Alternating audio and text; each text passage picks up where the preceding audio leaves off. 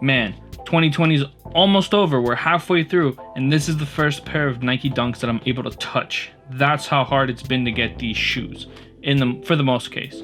What is up, everybody? It's your boy Danny. Welcome back to the Sneaker Circle, and thank you guys for tuning in. I appreciate the majority of you.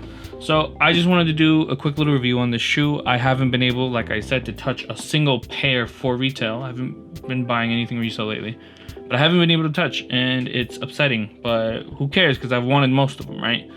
Now, this is an OG from 2001. The original one came out in 2001, that is. Here's that quick little tag picture, the only consistent thing I've ever done in all my videos. For those who know, you know. Thank you guys for existing. And I'm just gonna go straight into the shoes. Like, man, this is what you guys are here for, and this is what we all want. So, the Nike Dunk has been a classic for as long as it's been around. And it's been around decades, bro. Decades.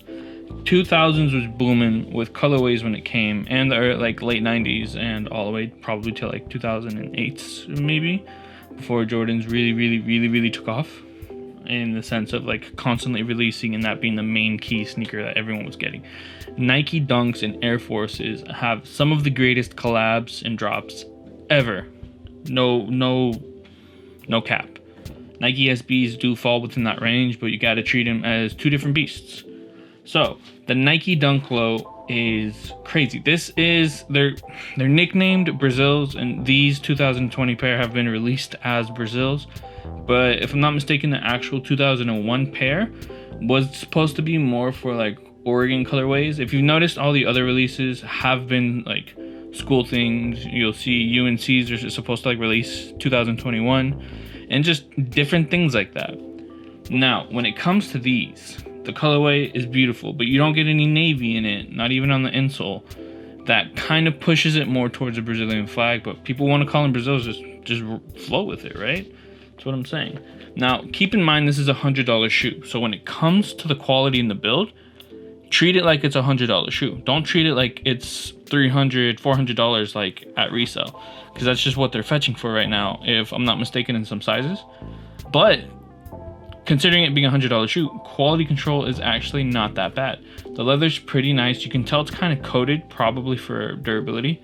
The yellow a little bit more than the green. Like, they're probably the same exact leather, just treated a little bit differently. But you do get a nice crease when it comes to the actual shoe itself.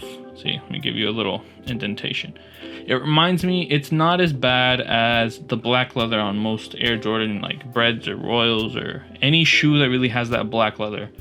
That is just a little bit nice, like not as nice as the tumbled leather that Air Jordans 1s use. Sorry if that's just what people use as a basis, so I'm gonna use it as a basis too. The build of the shoe is pretty nice. You can't really go wrong with Dunks. And I'm pretty sure before they started actually retroing all these colorways, first ones you really got were the off-white, the 3 UNLVs, Pine Greens, and Michigans. Again, a lot of those are cool team colorways, which this would have fallen a little bit more in line with, but they just can't shake that name, Brazil, and that's probably how I titled this video. Another little look around for the other shoe for those curious. You can't go wrong with the Dunk sole. You just can't. That's the classic Nike sole right there. You cannot avoid this sole whatsoever. If you think of a Nike sole, you think of this. Just that swoosh is iconic. Star count's nice. You only get it at the very front. So if you drag your toes, we'll notice. Again, resale on these is triple what retail costs. So if you are looking to get a pair, I'm gonna say go for it. Dunks are really popping nowadays, and just for the look and the feel that you get with this shoe, I'm just gonna say run for it.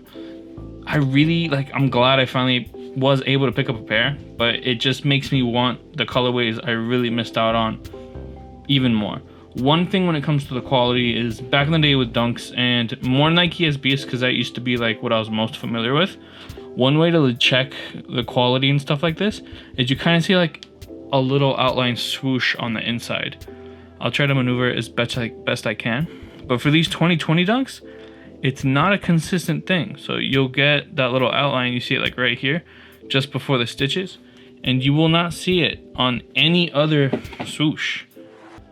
No other swoosh. Can you kind of see it on this one? No, you can't. You can't. Naked eye, I'm looking at it right now, you just can't.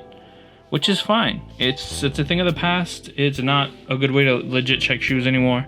But again, if you want a legit check guide on this, let me know.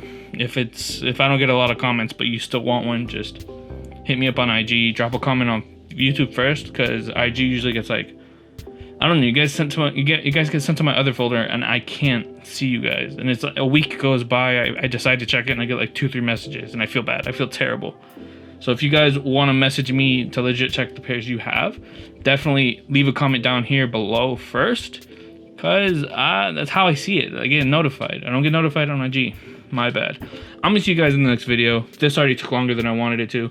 If you're new to the channel, like and subscribe. If you made it this far, which 90% of you don't, I love you. Bye.